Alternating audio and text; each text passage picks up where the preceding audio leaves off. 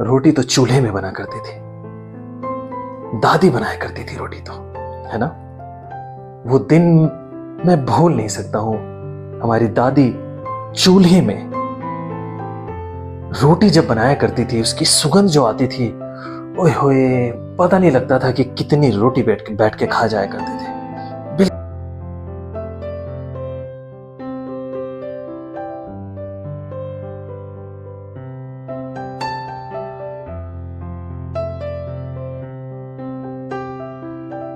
मेरी मैडम ने ना आज मुझे नींद से उठाकर मार्केट की तरफ भगाया और कहा साग लेकर आना है। पूछी मत कैसे मैं मार्केट तक गया हूं और ये साग लेकर आया हूं। मुझे पता है क्या क्या मिला है। पालक साग मिला, सरसों का साग मिला, बथुए का साग मिला और ये सोया साग जो मैडम हाथ से उठा के दिखा रही है। जरा सा सोया साग मिला है। चने का साग मुझे मिला ही नहीं मार्केट में। इस साग में इतनी कंफ्यूजन होती है ना, समझ में नहीं आता है क्यों बनाते हैं लोग इसे, पता नहीं। स्वाद जरूर इसमें आता है। खैर एनीवे, जो मैडम मेरी घूर के देख रही है आज, पूछे मत, बस बहुत बड़ा झगड़ा होते होते बचाया, जान बची आज मेरी। खैर सभी साग को हमने अच्छे से वॉश कर लिया है, मिट्टी बहुत अच्छे से निकाल ली है और आइए अब इसको कुकर में ट्रांसफर कर देते हैं। इसमें हरी मिर्च, ये तकरीबन हमने 4 हरी मिर्चों को टुकड़ों में काटकर ऐड कर दिया है साग के ऊपर। कुकर जो है ना साग से ऊपर तक भर चुका है। दिख बहुत ज्यादा रहा है पर बहुत कम हो जाएगा, बिल्कुल भी टेंशन लेने की जरूरत नहीं है। और यहां पर हमने पानी ऐड किया है ना, क्योंकि कुकर में हम इसको बॉईल करने वाले हैं। पानी की जरूरत तो पड़ेगी, वैसे साग में पानी होता है, फिर भी पानी की जरूरत तो है।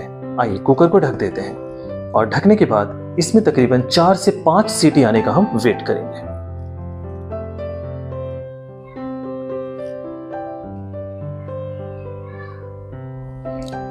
ये देख सकते हैं कुकर का ढक्कन हमने यहां पर खोल दिया है और ये बॉयल हो चुका है ना। और मैडम हमारी उठाकर दिखा रही हैं गुस्से से। ये देखिए, आप समझ सकते हैं कि आज मेरी क्या हालत है, बिल्कुल इस साग की तरह ही हो गई है। आइए हम इसको एक प्लेट में निकाल लेते हैं। बॉयल कंप्लीटली हो चुका है और एक बड़े से मिक्सर ग्राइंडर के अंदर इसको हम दरदरा करके पीस लेंगे। आइए इसको 1 बाय 1 करके हम पीस लेते हैं, क्योंकि एक बार में ये पीसेगा नहीं। ये देखिए मिक्सर ग्राइंडर में हमने सभी साग को पीस लिया है और हमने इसे थोड़ा सा दरदरा ही रखा है ना। बहुत ज्यादा इसको पतला नहीं रखना है, स्वाद नहीं आता, तो हम इसको पतला नहीं करेंगे, दरदरा पीसेंगे कुछ इस तरह से जैसे मैडम हमारी यहां पर दिखा रही है। ये देख सकते हैं, ये दरदरापन जो है ना, इसको आपको बरकरार रखना है। मिक्सर ग्राइंडर में जब भी आप चलाएंगे तो उसकी ब्लेड को बहुत ज्यादा फास्ट नहीं करेंगे आप, है ना। आइए यहां पर हमने अदरक लिया है, अदरक के 4 टुकड़े लिए हैं, लहसुन की कलियां ली हैं 4 से 5 और तकरीबन 2 प्याज हमने यहां पर ली है। इन सभी को हम मिक्सी में डालकर पीस डालेंगे। मिक्सी में डाला और ये पिस चुका है। अदरक, लहसुन और प्याज का एक पेस्ट रेडी हो गया है।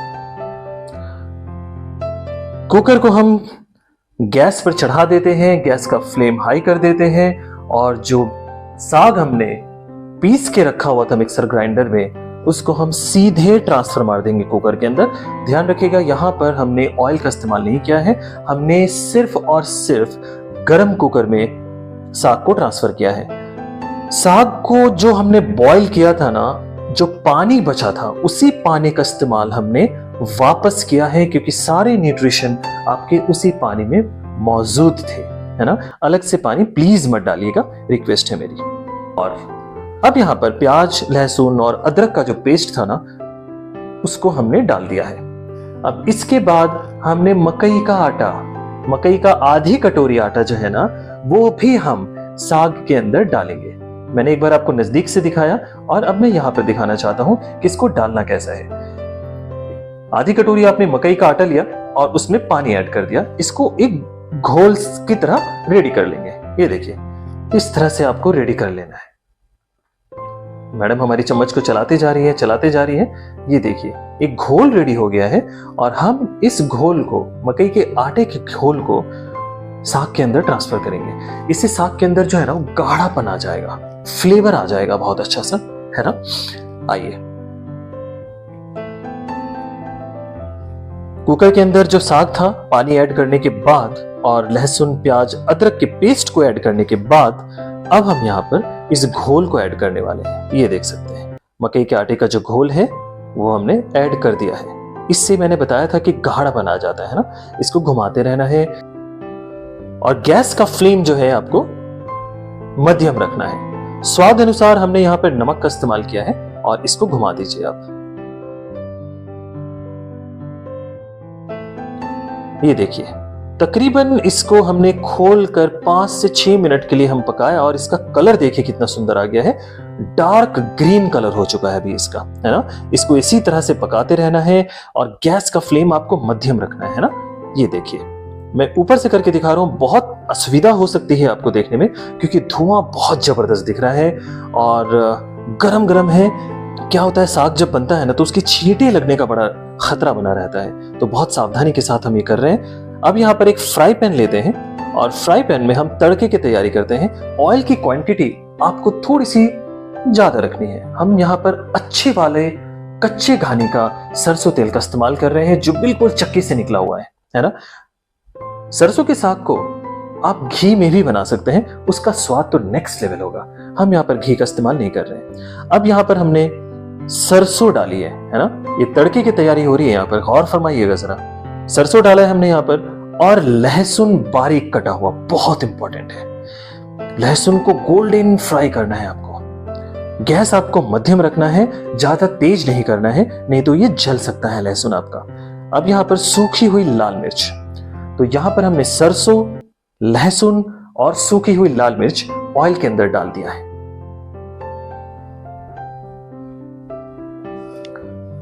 तड़के की तैयारी यहां पर चल रही है। गैस आपको मध्यम ही रखना है और यहां पर थोड़ा सा हींग हमने डाला है, हाजमा भी तो जरूरी है ना। आइए अब तड़का लगा देते हैं। कुकर जो हमारा दूसरी तरफ था ये लगाया हमने तड़का साग के ऊपर, जबरदस्त आवाज आई है, सुपर्ब। तुरंत ढक दीजिए इसको। पूरी तरह से तड़के का जो इंप्रेशन है ना वो स्प्रेड हो जाएगा साग के अंदर। बहुत खूब, घुमा लीजिए इसको, अच्छे से इसको घुमा लीजिए। कलरफुल दिखाई दे रहा है, एक नंबर दिखाई दे रहा है। लहसुन जो है एकदम गोल्डन कलर का दिखाई दे रहा है, लाल मिर्च सुर्ख लाल दिखाई दे रही है और ग्रीन कलर का साग एकदम डार्क ग्रीन दिखाई दे रहा है। ऑयल देखिए, ऑयल की लेयर बहुत अच्छी यहां पर नजर आ रही है, एक नंबर दिखाई दे रहा है साग यहां पर। अभी आपको गैस की फ्लेम को ना लो रखना है क्योंकि साग यहां पर बिल्कुल पक चुका है, कोई गुंजाइश इसमें बाकी नहीं बची है। बहुत ही जबरदस्त दिखाई दे रहा है, खुशबू बहुत अच्छी आ रही है ना। वैसे तो साग हर स्टेट में अलग अलग तरह से बनाया जाता है ना। हर स्टेट के बनाने का एक तरीका अलग अलग होता है। अब हम यहाँ पर मकई के आटे से बनी रोटी की तैयारी कर रहे हैं। तो मकई का आटा हमने यहाँ पर लिया है और इसको हम गूंदना शुरू करते हैं क्योंकि हम यहाँ पर पंजाबी स्टाइल थाली लगाने जा रहे हैं। कोशिश करेंगे, हम बिल्कुल कोशिश करेंगे, कोशिश करना हमारा फर्ज है।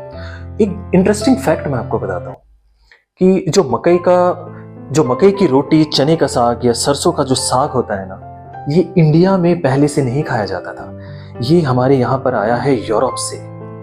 तकरीबन 250 साल पहले यूरोप में, मैक्सिको में, साउथ अफ्रीका में इस साग को और इस रोटी को खाने का प्रचलन था, है ना।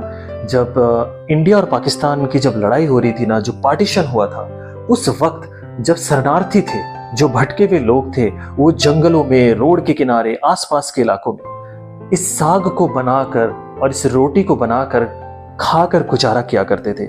स्वाद बेहतरीन था और इसी तरह से धीरे धीरे ये प्रचलित होता गया और इसकी पॉपुलैरिटी मिल गई और ये जा पहुंचा पंजाब तक। आइए, बातों बातों में मैं बताना भूल गया कि मकई का आटा भी गूंद कर तैयार हो चुका है और रोटी हमारी यहाँ पर बन रही है। ये देख सकते हैं तवे पर रोटी तो मुझे बहुत ज्यादा इंप्रेस नहीं करती है। रोटी तो चूल्हे में बना करती थी, दादी बनाया करती थी रोटी तो, है ना। वो दिन मैं भूल नहीं सकता हूं। हमारी दादी चूल्हे में रोटी जब बनाया करती थी, उसकी सुगंध जो आती थी, ओए होए, पता नहीं लगता था कि कितनी रोटी बैठ के खा जाया करते थे। बिल्कुल भी पता नहीं लगता था। क्या जमाना था यार, जबरदस्त था। और सिर्फ ये मेरा एक्सपीरियंस नहीं है, ये एक्सपीरियंस हमारे जितने भी स्टेट हैं, उनके जितने भी पूर्वज हैं, जितने भी लोगों की दादी नानी है ना, उन सभी लोगों का एक्सपीरियंस है। वो जमाना खो गया है, वो फील खो गया है। अब तवा आ गया है, मिक्सर ग्राइंडर आ गया है, वो बात नहीं रही अब। यार उस समय अगर YouTube चैनल होता ना तो मजा आ जाता यार, जबरदस्त हो जाता। पराठा बनके तैयार हो चुका है मकई का। आइए प्लेट लगा लेते हैं, पंजाबी स्टाइल में यहाँ पे प्लेट लगा लेते हैं। हमारे पास एक टूटी फूटी खाट पड़ी हुई थी। हमने सोचा है कि अपने सब्सक्राइबर्स को कुछ पंजाबी स्टाइल में, कुछ देसी स्टाइल में सर्व करके दिखाया जाए। तो हमने यहाँ पर खाट पर थाली रख दी है और साग कटोरी में निकाल लिया। प्लेट लगने जा रही है साहब। भूख बहुत तेज लगी हुई है। एक तो नींद से उठाकर मेरी मैडम ने मुझे बाजार दौड़ाया। भूख लगी है बहुत जोरों की। ये मकई की रोटी लग चुकी है प्लेट में और साग सर्व हो चुका है। अब चाहिए लस्सी। लस्सी भी बनवाई मैंने, धूप में चल के गया था पैदल, हिसाब तो पूरा लूंगा। ये देखिए लस्सी बन चुकी है। अब ये प्लेट आज सबसे पहले मेरे नाम की चढ़ने वाली है। यहां पर गुड़, ये हुआ ना देसी स्टाइल, मकई की रोटी, सरसों का साग, लस्सी और ये गुड़। घी नहीं डाला तो साहब क्या डाला आपने? साग के अंदर हमने गाय का शुद्ध देसी गिर गाय का घी डाला हमने। यहां पर प्लेट हमारी लग चुकी है। हमें कमेंट्स करके बताइएगा कि आपको हमारी वीडियो कैसी लगी। बहुत बहुत धन्यवाद हमारे चैनल से जुड़ने के लिए, हमारी वीडियो को इतना प्यार देने के लिए।